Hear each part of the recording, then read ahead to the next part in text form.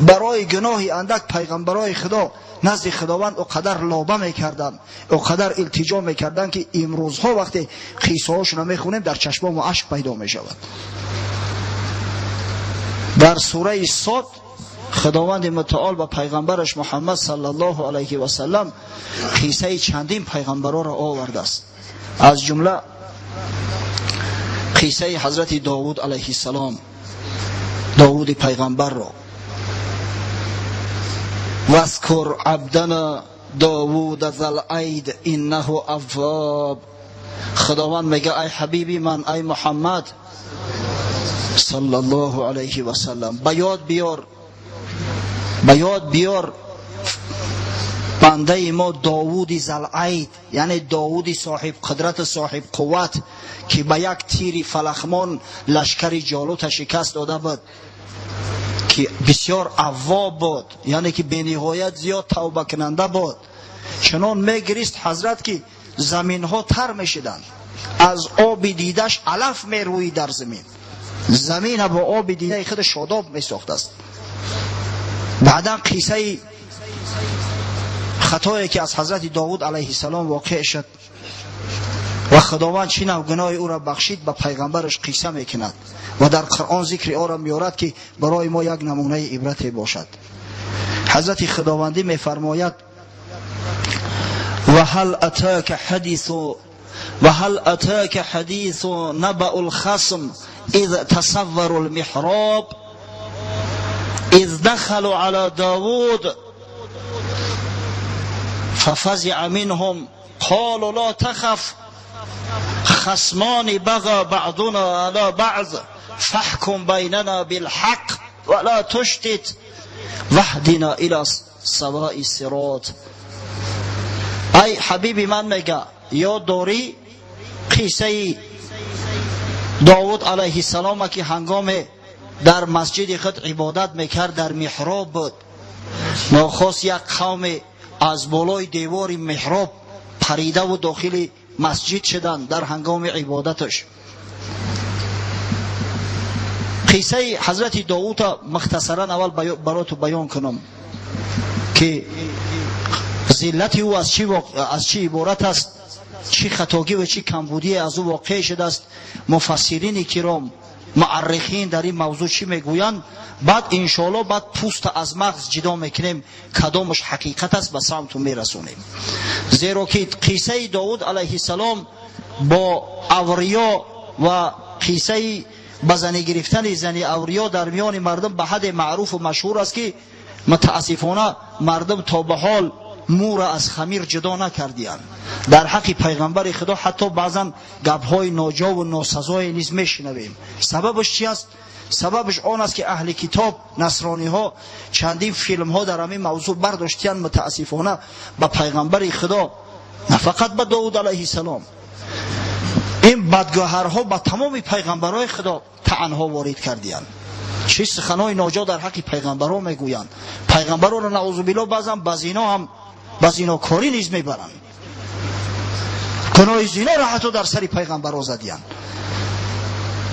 وقتی که همه فیلم ها را درباره داوود علیه السلام و دیگران میگیرند، مردم ما که تماشا میکنند از بس که از اصل شریعت اکثریت بیخبر هستیم، نمیدونیم حکم در چی است، از همین خاطر بعضا ما نیز به گمراهی ها میرویم. بعضی مردم به عربده میگویند که نعوذ بالله پیغمبرها هم فلان و فلان میکردیان کو. مثلا حضرت داوود علیه السلام آنچنانی که قصهش در کتاب‌های تاریخ یا قصه خواندیم یا در فیلم ها دیدیم. از همین خاطر انشاءالله مختصرا اول همه قصه را برات بیان میکنم، بعدا جدا میکنیم کدامش صحیح است کدامش صحیح نیست. زیرا قصه قرآنی است، منتها خدای تعالی تفصیلات چه آورده است. از همین خاطر هر کسی به زعم خود بیشتری مردم به همون اسرائیلیات به قصه های بنی اسرائیل تکیه کنان سفسطه های پوچ و گزاف زیاده بافتند. میگویند داوود علیه السلام، این چیزی که من برات بیان میکنم از کتاب المستدرک علی صحیحین امام حاکم است. امام حاکم تصحیحش کرده است، اما امام زهبی در تلخیص سکوت کرده است، یعنی نه برای صحتش و نه برای جرحش چیزی نگفته است. یعنی نزد ما معلوم نیست تا کدام درجه این قصه صحت داره.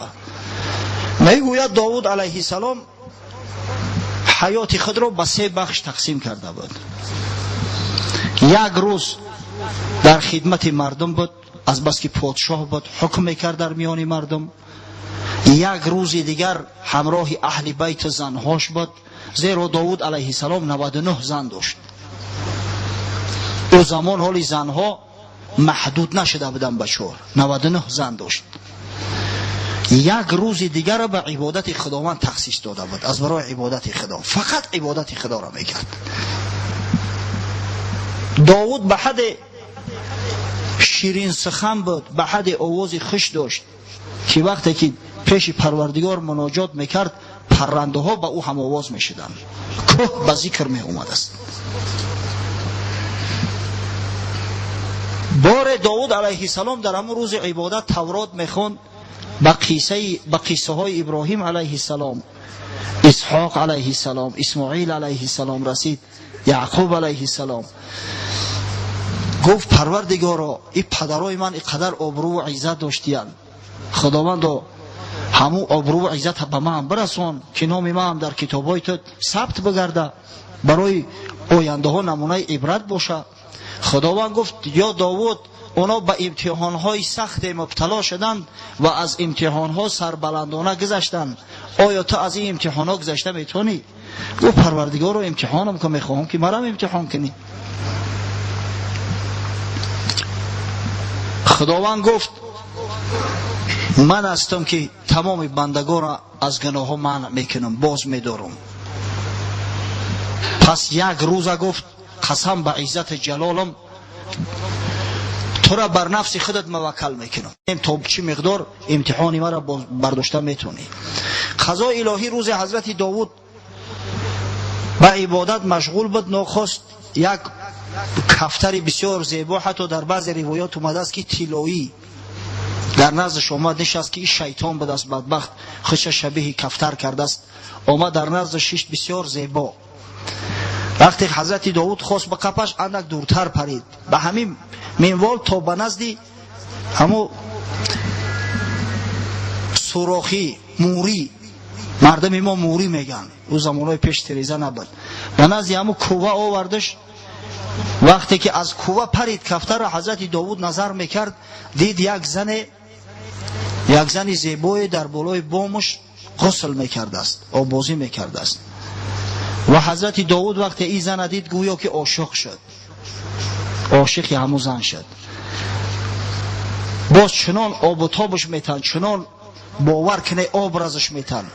همین مفسرای ما راستی از بس که خودشو دروغگو که نبودن، شخصای صالح بودن، خدا ترس بودن، دروغ گناه کبیره میدونستن، از همین خاطر هر چیزی را از هر کسی میشنیدین، از بس که خودشو که دروغ نمیگفتین همون را راست پنداشته و بگرفتین ثبت میکردین. آدم خودش اگر دروغ نگه، یک دروغگو در پیشش 100 دروغ بگه قبول میکنه بیچاره، زیرا خودش همه گناه که نداره، به همه به حسن توجه به یک نظر خشکی میبیند، گمان میکند همه مثل خودش راستگو هستند. گمان میکنم یکی از سبب‌های آن که اینقدر اسرائیلیات در کتاب‌های تفسیرهای مسلمانان در تفسیرهای قرآن جای گرفته است همین است. اما در اکثر تفسیرها همین قصه ها بسیار مفصل اومدگیان که گویا او زن بسیار زیبا بود است و لباساش در بدنش نبود است. وقتی دید که مرد به او توجه کرده است، موی دراز داشت، به موی بدنش به مو گویا که تمام بدن خودش پوشاند که حسن و ملاحت بازم بیشتر گرداند. بعدن حضرت داوود سراغ میکند که این زنی کی باشد؟ میگویند این زنی شوهردار است، شوهری او اوریا نام شخص از مجاهدان است که در جهاد بر ضد دشمن قرار دارد. زمانهای پیش در سرحدهای دولت ها، از جمله در همون سرحدات دولت حضرت داوود علیه السلام نیز به خاطر محافظت دولت از دشمن قشونهای سرحدی عمل میکردند، مجاهدا بودند. اوریا نیز یکی از همونا بود است. گویا که حضرت داوود با سرلشکر مکتوب می نویسد که اوریا را به جنگ بفرست و در هنگام جنگ حتی یک جنگ هم نه، دو بار و سه بار گویا همه کار واقع می شود. آخر الامر اوریا جام شهادت می نوشد، یعنی شهید می شود در راه خدا. و داود علیه السلام زنش نکاح میکند و میگیرد. و به بعض روایات گویا این مادر سلیمان علیه السلام است. میزن سلیمان علیه السلام از میزن تولد شده است.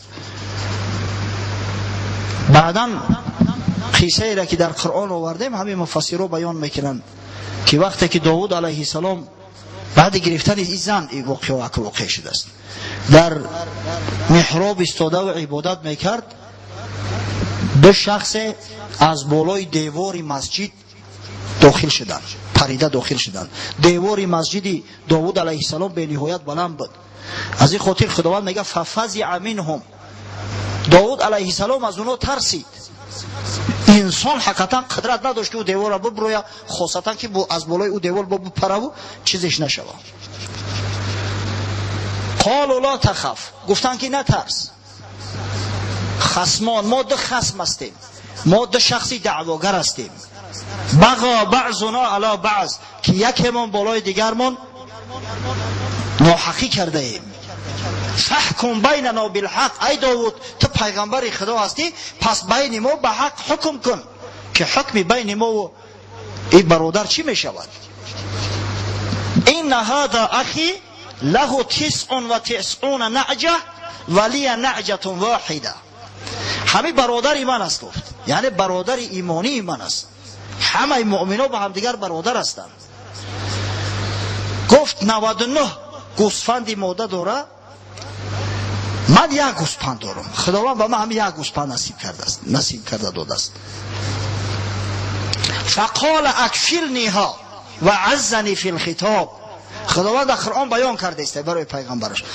پس میگه همین برادرم میگه که اکفلنیها، یعنی مرا کفیل همون گوسفند بگردون، گوسفند تا به من رابطه تو چیکار میکنی گوسفند؟ و عزنی فی الخطاب، و در خطاب و در مباحثه بالای من غالب اومد، از بس که این بسیار ناطق است، بسیار سخندان است، زیرک است، دیگه من نمیدونم که در مقابلش چی بگم. حکم خچه بالای من جورم بار کرده است که گوسفند بته. قال لقد ظلمك بسؤال نعجتك الى نعاجه، حضرت داود علیه السلام گفت این برادر گفت در حق تو ظلم کرده است.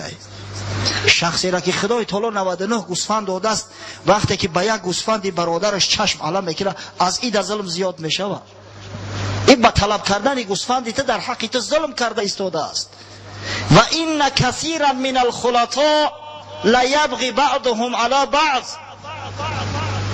با درستی که گفت حضرت داود علیه السلام بسیاری از شریکا به همدیگر ظلم میکنن، ناحقی میکنن. همین کار واقعا ما میبینیم. دو کسی هستند که یار و برادر هستند، در یک تجارت شریک میشوند، چند نمیگذره که میبینی یکی بر دیگرش خیانت کرد. کم جوان مردایی هستند که به همدیگر در شریکی خیانت نکنند. عادتا همین جوان مردا را خدای تعالی به نهایت ثروت زیاد شمیته، رزق روزیشون وافر میکنه. زیرا در حدیث های صحیح اومده است که وقتی که دو برادر به همدیگر شریک هستند خیانت نمیکنند، خداوند میگه انا ثالثهم، سیمشون منم، در بینشون سیم من هستم. اما وقتی که گفت خیانت کنن ترکشو میکنم، پس سیمی اونا شیطان میشود. حضرت داود میگه که چه بسیار از شریکا هستن که به همدیگر خیانت میکنن و ظلم میکنن. لیبغی بعضهم علی بعض الا الذين آمنوا وعملوا الصالحات، مگر کسایی که ایمان حقیقی دارن، مگر کسایی که مؤمن واقعی هستن، مگر کسایی که عمل صالحه میکنن، یعنی مسلمان‌ها و بنده های بر حق خدا که ظلم نمیکنن به هم دیگر. و قلیل ما هم، اما ایده بسیار کم هستند. میگه پیغمبر خدا گفته است، خداوند اخبارا از داود علیه السلام بیان داره که پیغمبر گفت که این طایفه مردم بسیار کم هستند، مؤمنای واقعی واقعا در جامعه کم هستند، همیشه کم هستند. و ظن داود انما فتناه فاستغفر ربه و خر راکعا و اناب، ناخواست در ذهن داود علیه السلام میگه زد. خداوند گفته است که ما امتحانش کرده استیم، به امتحان خدا قرار داره. غرض از 99 نعجه، 99 گوسفندی مادر، 99 زن است. او یک نعجش همو یک زن. حضرت داود میگه درک کرده فهمید که خداوند او را مورد امتحان خود قرار داد. پیش پروردگار طلب استغفار کرد و خر راکعا ای ساجدا، خود فی الفور در زمین پرتافت، سر در سجده الهی گذاشت و اناب و با گریه و نیابت و زاره و التجا در اومد در پیش پروردگار که خداوند اومد بر جان خود جور کردم، از من خطا واقع شد، گناه ما ببخش. با بعض روایات اومده است که مدت 40 روز داود علیه السلام سر از سجده نبرداشت. او قدر گیر است که حتی میگه در موی سرش علف ها رویدن. این قصه های بود که از همون اسرائیلیات بیان میکنن. حتی در بعض روایات و در بعض تفسیرها اومده است که داود علیه السلام التجای زیاد میکنه، خداوند امرش میکنه که نزد اوریا بره، از او بخشش و پوزش طلب کن، اگر گناه تا بخشید منم میبخشم. بعد قصه ها میارن داود علیه السلام رفت اوریا را صدا کرد، بر لبیک گفت. اوریا گفت یا اوریا سبب قتل تو من شدم، من طرف فرستاده بودم به جنگ. گفت یا داود تو سبب نجات من شدی، با شرافت او جنگ در غزوه در راه خدا شهید شدن، امروز من نعمت‌های دارم که در دنیا تصور او را کرده نمی‌شود. من نسبت تو هیچ خصومت ندارم. همین روایت ها قصه کوتاه که به نهایت زیاد هستند، مخصوصا وقتی برادرها همون قصص الانبیا را میخونن، مال از همین قصه ها و اسرائیلیات است. انا اکنون بیای ببینیم که تا کدام درجه این قصه ها اصل دارن. امام قرطبی در تفسیر معروف خویش آورده است که عالما و مفسرا همه گناهی را که خداوند ذکر کرده است از داود علیه السلام که به خاطر او گناه نزد ما توبه کرد، در دوامش خداوند میگه فغفرنا له ذلک، میگه همه کمبودیش ما بخشیدیم، همه خطای داود علیه السلام بخشیدیم. و این له عندنا لزلفى و حسن مآب، و داود علیه السلام رو نزد ما قربت است و حسن معاشرت و حسن رجوع است. خداوند میگه که من بخشیدمش. پس میگن او چی گناه بود، چی خطا بود که داود علیه السلام صادر ساخت و پیش خدا توبه کرد و خداوند توبه او را بخشید. امام قرطبی میگه مفسرها در همین موضوع 6 عقیده دارن، 6 چیز به داود علیه السلام نسبت دادن. بعضیا میگن ذلت داود علیه السلام نظری به شهوت بود که به شبع به زن بیگانه نگریست. وقتی دید غسل میکنه چشمش دیگه کنده نتونست، نظری به شهوت حرام است، این زنای چشم محسوب می شود. خطای داود علیه السلام همین مقدار بده. او قصه های بعدی نمیآید درباره اوریا و گرفتن زن او و دیگرش افسانه است میگن، یعنی کمبودی داود علیه السلام همین بود. بعضی های دیگر میگن نه، داود علیه السلام واقعا اوریا را به جنگ فرستاد به نیت آن که کشته شود و زنش نکاح کند گیرد. پس خطای داود علیه السلام در این بود. بعضی دیگر از مفسرین اسلامی میگویند اصلا اوریا کشته نشده است، این از اسرائیلیات است، یعنی دروغ است. اوریا میخواست همون زن گیرد، اما داود علیه السلام وقتی او زن دید، حالی او زن اوریا نبود، میگویند آدم فرستاد او را با نکاح خود خواند، خواستگاری کرد. از بس که منزلت داود علیه السلام بلندتر است، پدر و مادر دختر به داود علیه السلام دادن، در صورتی که اوریا در جنگ بود. وقتی که بازگشت کرده آمد، واقعا بسیار غمگین و مایوس شد که مرد 99 زن داره، با همون یک زنی را که این خواستگاری کرده بود خواسته گرفت. پس خطای داود علیه السلام بعضیا در این دیدیان. بعضیای دیگر میگویند نه، خطای داود علیه السلام در او واقع است که وقتی اوریا جام شهادت نوشید، داود علیه السلام غمگین نشد. عادتا وقتی که یک نفر از مبارزین او، یکی از لشکریان او در جنگ شهید میشدن، حضرت داود مایوس میشد، غمگین میشد، دعای زیاد در حقشان میکرد. اما در حق اوریا همه واقعه به وقوع نپیوست. پس خطای داود علیه السلام در این است. یک عیده دیگر میگویند خطا عبارت از آن بود که داود علیه السلام افتخار کرد به طاعت عبادت خودش در نزد خداوند. از این خاطر خداوند او را امتحانش کرد و از بس که از امتحان خدا گذشته نتونست از طاعت عبادت به کارهای دیگر مشغول شد، پروردگار او را میگه که چنین به عتاب گرفت و باعث آن گشت که حضرت داود علیه السلام مدت 40 روز پیش خدا توبه و التجا کند و همیشه به حقیقت نزدیکتر است و به حجت ثابتش میگیریم. و نهایت عیده ششم میگویند سبب اساسی ذلت داود علیه السلام آن بود که از یک خصم سوال کرده، از دیگرش سوال نکرد. یعنی اون شخصی که صاحب یک گوسفند به دعواش کرد که این برادر 99 گوسفند داره و میخواد گوسفند مرا بگیره، به همه حضرت داود اکتفا کرده در او حکمه به فایده همون شخص یک گوسفند فیصله کرد. شاید اگر از او برادر بپرسید او میگفت که آخه من صاحب 100 گوسفند بودم، این برادرم یک گوسفند مرا دزدید، ایامی خاطر من گفتمش که گوسفند بیار در جاش مون، این حق من است. شاید این خیل میشد. وقتی که در محکمه از یک کس سوال شوه و از کسی دیگر سوال نشوه، این ظلم میشوه. وقتی حکم یک جانبه باشه و داود علیه السلام حق نداشت که این کار کنه، اینجا نه گپ درباره اوریا میروه نه درباره زن اوریا میروه، میگن همه این سفسطه است، همش قصه و افسانه است، زیرا یگان حجت یگان نص شرعی قد ثابت نشده است. پس خطای داود علیه السلام از همین عبارت بود. علامه قرطبی یک همش بیان کرده است. بعد از ابن عربی، از ابوبکر ابن عربی میاره که یگان تاش اصل نداره، نظر حرام در حق پیغمبر گفتن جنایت است. ما حتی یک مسلمان روا نمیداریم که به نظر حرام به عورت بیگانه نظر کنه. آیا از پیغمبر معصوم تصوری را کرده میشود؟ پس این افسانه است.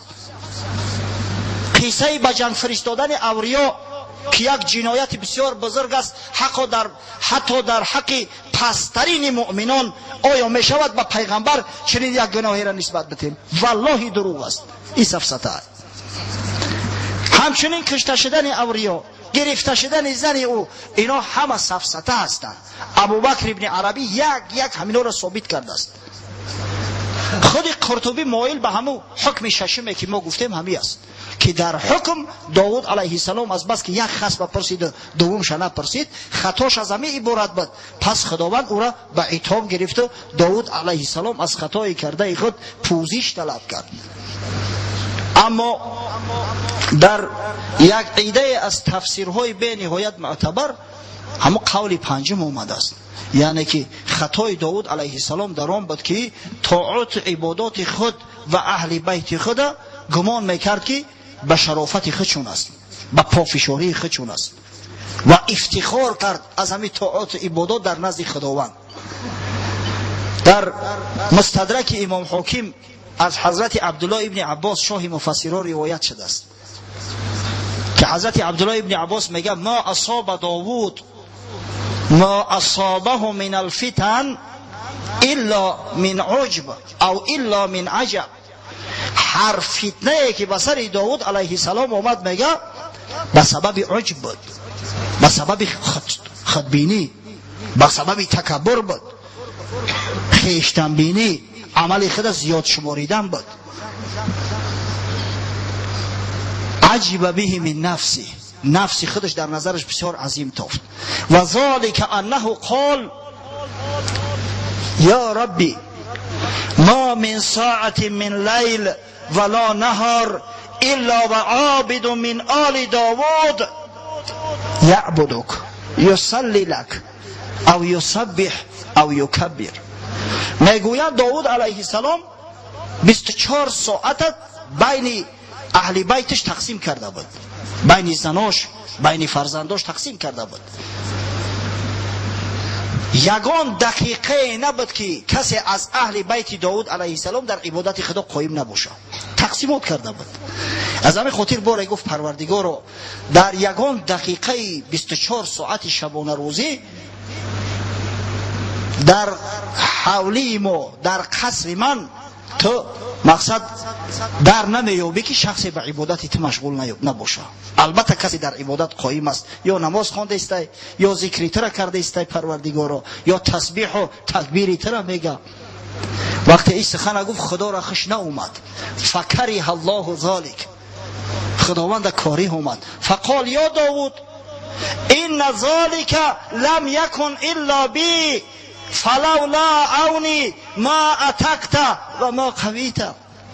ای داود گفته ای را از من بدان، از خودت ندان.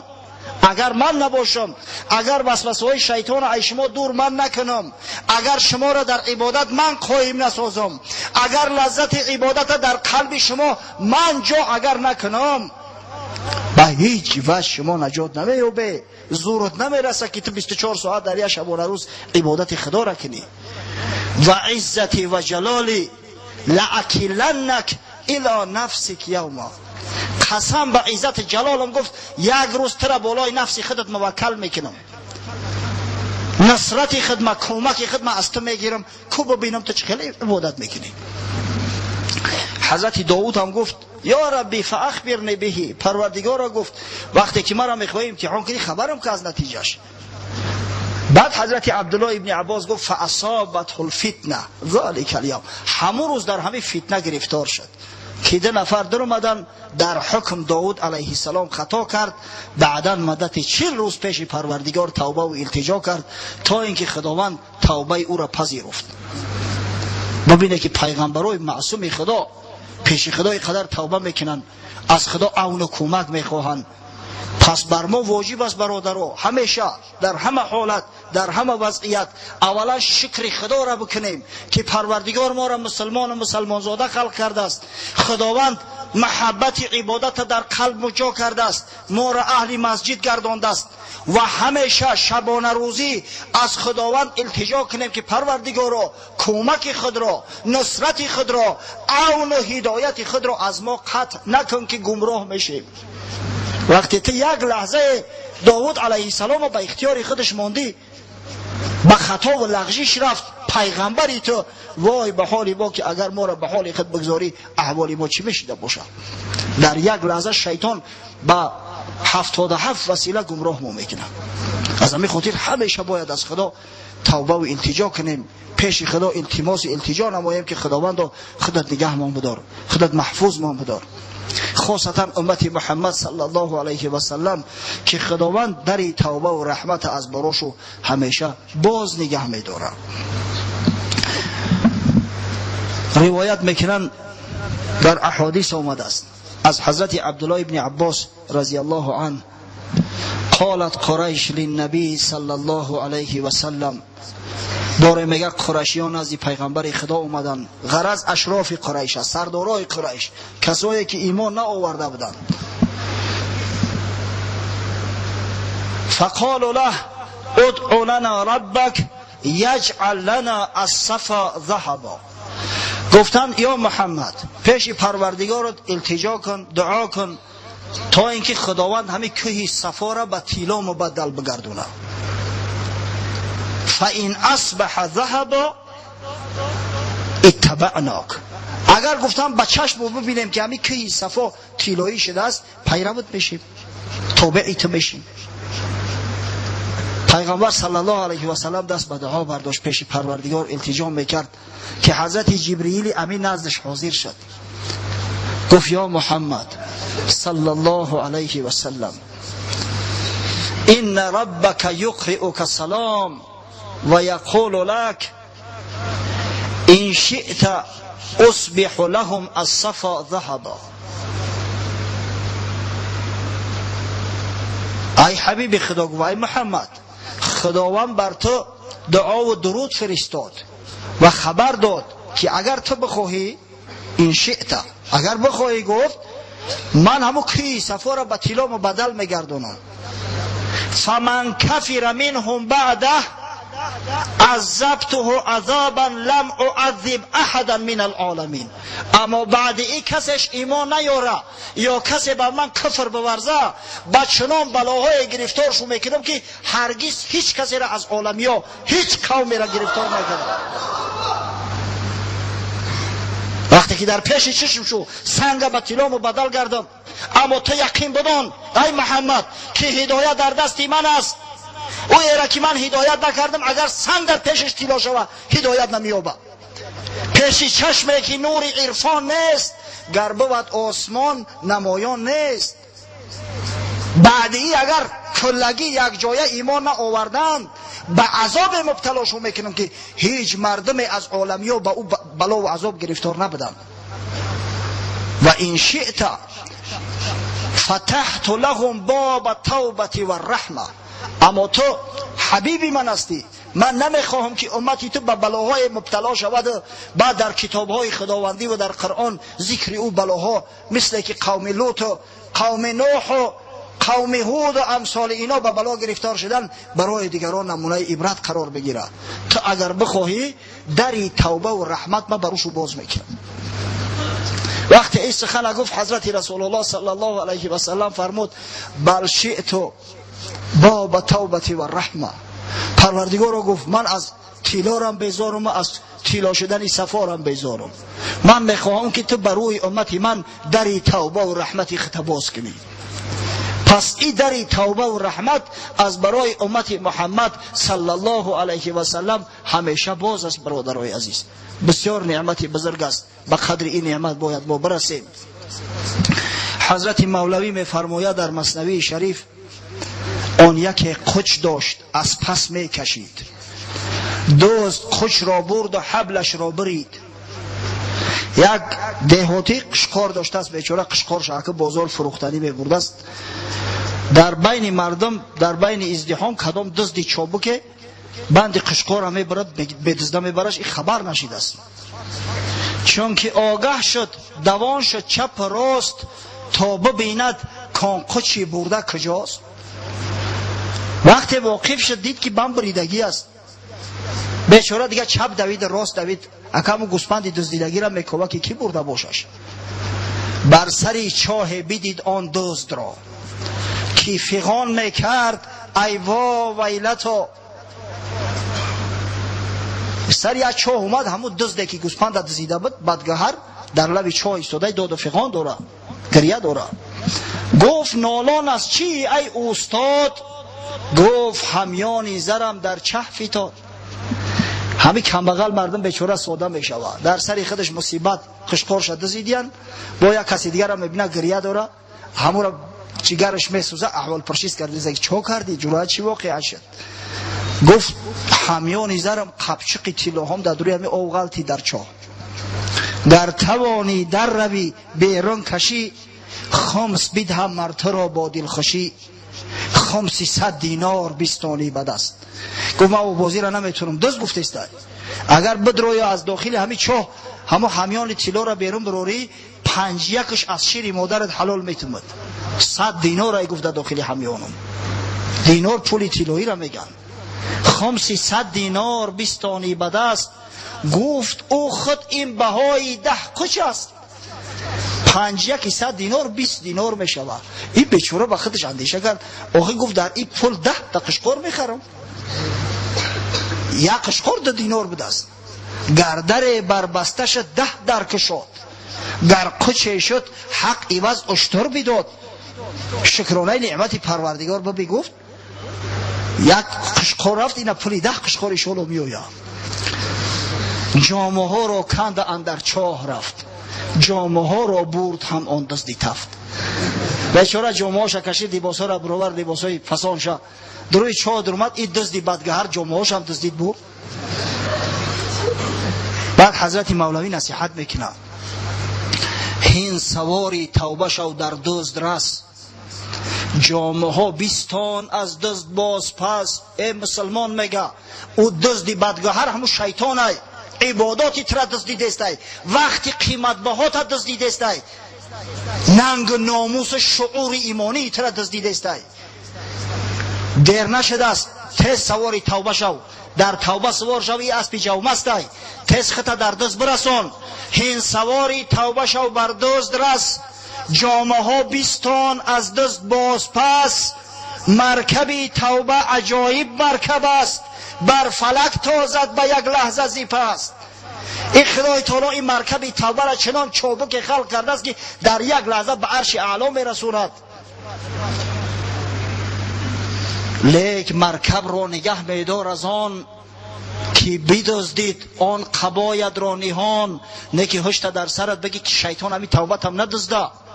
همی کسایی که عبادت امروز به پگه میگذارن، توبه را امروز به پگاه میگذارن، حالی خیلی بعد توبه میکنم، بعد فلان میکنم.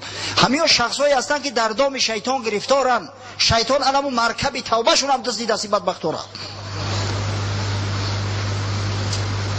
لیک مرکب را نگه میدار از آن کو بدزدید آن قباید را نهان، تا ندزدد مرکبت را نیز هم پاس دار این مرکبت را دم بدم. ای اسلحه تای، ای وسیله نجاتی تای، به قول امروزه ای کازر کرد تای، ایره استفاده ببر. خداوند توبه کارا را دوست می‌داره. پیغمبرای خدا همه توبه کار بودن. قصه پیغمبرا را به او خاطر آوردیم که برای شما نمونه عبرت باشد. و توبه باید فوری باشه برادرای عزیز. باید توبه را تأخیر نکنی. وقتی شخص گناه کرد در دلش یک نقطه سیاه پیدا می شود. این سخن من نیست، این سخن پیغمبر صادق است. اذا اذنب المؤمن نکتت فی قلبه نکتة سودا. پیغمبر خدا گفت وقتی که مسلمان گناه میکنه در دلش یک نقطه سیاه پیدا می شود. فان تاب و نزع و استغفر ثقل قلبه. اگر توبه کرد، اگر رجوع به سوی خدا کرد از گناهش، به امر پروردگار با همون دل سفید می شود، او دل با حقیقت پذیر می شود. و این زادت. اما اگر بالای او گناه یک گناه دیگر با خوش کرد، توبه را فراموش کرد، در این صورت همون نقطه های سیاه زیاد می شوند تا اینکه عاقبت الامر تمام دل سیاه می گرده. همون شخصایی که بر روز قیامت باور ندارن، شک دارن. همون شخصایی که نعوذ بالله با موجودیت خدا شک دارن. همون شخصایی که به پیغمبری محمد صلی الله علیه و سلم شک دارن. اگر چند مسلمان زاده هستند، اگر چند شاید بعضی‌هاش دعوای مسلمانی میکنن، از زمره کسایی هستند که به سبب گناه‌های بسیار دل زنگار بسته است، سیاه شده است، دیگه او حقیقت نمیپذیره. دیگه اگر چند بریا نماز هم که بخونم فایده شونه میکنه، روزه هم که بریا بگیرم فایده شونه میکنه. پس سیقل دهنده دل توبه هست و این توبه باید فوراً باشه، در حال باشه. مثلا شخصی که میگه ما هم الحمدلله مسلمان هستیم، یک شخصی بی نماز، یک شخصی بی روزه، ما هم الحمدلله اهل لا اله الا الله هستیم، پس بین من تو و بین من و بین تو هیچ تفاوت نیست.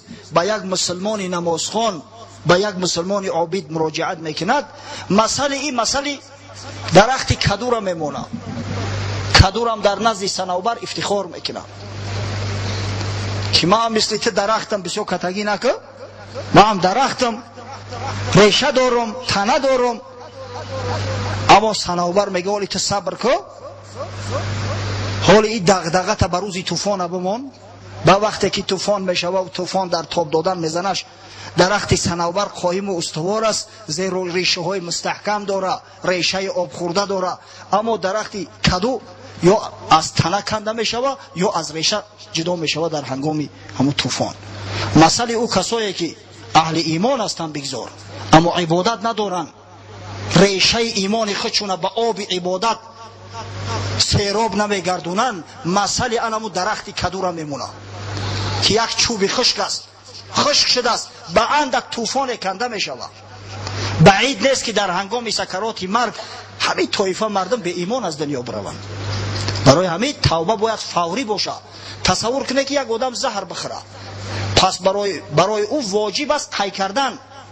اگر میخواه که زنده بمونه، لا اقل باید قی کنه همون خوردگیشه. حالی زهر خوردن ایسمونیم، یک آدم اطراوی چید، اگر به شرط قی نکنه، مرگنصاف او کرده و نخوره، شاید همون درد اخیر بکشش. از شدت گرم بعضی ها هستن که مثلا از شدت درد در شوک ویسستین میمرن. پس باید همون را قی کنه لا اقل. او آدم های به عقلتر دختر میرون با دارو و دوا و پازهر میزنن. وقتی برای یک حیاتی که عاقبتش تمام شونده هست اینقدر سعی میکنیم، تلاش میکنیم، برای آخرت ما که تمام نمیشوه، انتها نداره، وقتی ما تنبلی میکنیم به تنبلی راه میدهیم، این مگر از روی عقل فراسته؟ دنیایی که ممکن 60 سال 70 سال ادامه بیاوه، اگر بالفرض یگان طعام ناجا خوردیم یا زهر خوردیم، در او کوشش بکنیم برای سلامتی سر در 100 دخترخانه میزنیم، 100 راه و وسیله را استفاده میبریم. تصور کنه برادرای عزیز که همین گناهایی که ما مرتکب میشیم مثل انم زهر است، گویا ما زهر خورده استیم، ایمان ما در معرض فنا شدن است و داروی او توبه است، توبه فی الفور، توبه در حال. اگر توبه نکردیم وای به حال ما که دلا سیاه میگرده، عاقبت الامر ایمانا مزائل میشود. فذلک الران الذی ذکره الله تعالی فی کتابه. پیغمبر گفت پس همون مسئله مؤمنه که گناه میکنه و دلش سیاه میشود، بعد او توبه نکرده بالای او گناه دیگر زم میکند، همون رانه هست، زنگاره هست که خدای تعالی در قرآن ذکر کرده است. کلا بل ران علی قلوبهم ما کانوا یکسبون. خداوند میگه نه، یا هرگز توبه نمیکنن، یا هرگز به ایمان از دنیا نمیروند، بلکه دلاشو زنگار بسته است، حقیقت دیگه درک کرده نمیتونن به سبب گناهایی که پی در پی همیشه میکردن. پس باید که توبه برادرای عزیز فی الفور باشه، در حال باشه. و خدای بزرگ مهربان توبه پذیر است، پروردگار مهربان است. هنوز که امکان داریم، علاج داریم، شرایط داریم، بسیار توبه کنیم. والله گناهامو از موهای سرمو زیادتر است، هر روز مرتکب هزارها گناه میشیم. در کردن گناه اینقدر شجاع هستیم، اینقدر بیباک هستیم، اما در توبه کردن اینقدر لوند. ترسم نرسی به کعبه ای اعرابی، ترسم نرسی به کعبه ای اعرابی، که این ره که تو میروی به ترکستان است. حضرت شیخ سعدی میگه میترسم ای لوند به این راهی که تو اختیار کرده هرگز به کعبه نمیرسی. تو نه اختیار کرده به مقابل کعبه رفتستی، جای آن که توبه و ندوبت کنی در گناهت گناه زم کردستی. وقتم قریب تمام شد. در آخر از حضرت مولوی قصه را میخونیم و به انشاءالله بعد و بعضی سوال ها پاسخ میگیم، پاسخ نمیگیم، بلکه بعضی برادرای دعا طلب هستند، در حقش انشاءالله دعا میکنیم و نماز شروع میکنیم. گمان میکنم در مسئله توبه همین مقدار کافی است. ما 3 هفته 3 ساعت در مسئله توبه گپ زدیم. هر کسی را خدای تعالی هدایت کند، هر کسی را خدای تعالی عقل فراست داده باشه، گمان میکنم 100% براش کافی است. اما کسی را خدای تعالی از هدایت خیش، از رحمت خیش محروم کرده باشه، وای به حالش که دیگه اصلاح نمیشود. حضرت مولوی میفرماید آن یکی میگفت در عهد شعیب که خدا از من بس دیده است عیب، چند دید از من گناه و جرم ها و از کرم نگرفت در جرمم اله. در زمان پیغمبری شعیب علیه السلام یک شخص افتخار میکنه که من هر قدر گناه میکنم ثروتم همون قدر زیاد میشه، همون قدر خداوند نعمتی بیشتر میده. متاسفانه بعضی به فراست ها هستن میگن حرام میپرورم، نعوذ بالله، گپی کفر است. همون شخصی بدگهرم همین خیلی میگه طرف پیغمبر خدا، طرف شعیب، که هر قدر گناه میکنم ثروتم زیاد میشه و نکو احوالیم بهتر شده ایستاده است. حق تعالی گفت در گوش شعیب در جواب او فصیح از راه غیب که بگفتی چند کردم من گناه و از کرم نگرفت در جرمم اله، چندت گیرم و تو بخبر در سلاسل مانده ای پا تا بسر. خداوند به شعیب علیه السلام وحی فرستاد که به این بی سعادت جواب گو که تو ادعا نکن که من گناه میکنم و خداوند هیچیم نمیگه، من گناه میکنم و خداوند مال و ثروت من زیاد میکنه. چند گرفته استیم تو خبر نداری، زنگ تو بر توست ای دیگ سیاه، کرد سیمایی درونت را تباه. در دلت زنگار بر زنگارها جمع شد تا کور شد ز اسرارها. این دلی تو زنگار بسته است، گفته میدونی اینقدر گناه تو کردی، بار رجوع به سوی خدا نکردی، بار توبه از گناه ها نکردی، دلت زنگار بسته سیاه شده است، زنگار دیگه جلو را قبول نمیکنه. آهنی که زنگ زدگی باشه او دیگه جلو نداره، تو هرگز دیگه حقیقت درک نمیکنی. بر دلت زنگار بر زنگارها جمع شد تا کور شد ز اسرارها، تا اینکه عاقبت الامر یک روز به سجده الهی، به عبادت پروردگار، به آمرزش خدا این دنیا را ترک میکنی. وای به حالت که در او صورت از تو مفلس‌تر، از تو بی سعادت تر کسی را تصور کرده نمیشود مگر فرعون و نمرود و امثال اونا را. خب گمان میکنیم همین مقدار کافی است. پروردگار رو مساعدت فرما که مردم مسلمان امتان محمد صلی الله علیه و سلم به قدر نعمت بزرگ تو، به قدر این درهای توبه و رحمتی که بروی امت محمد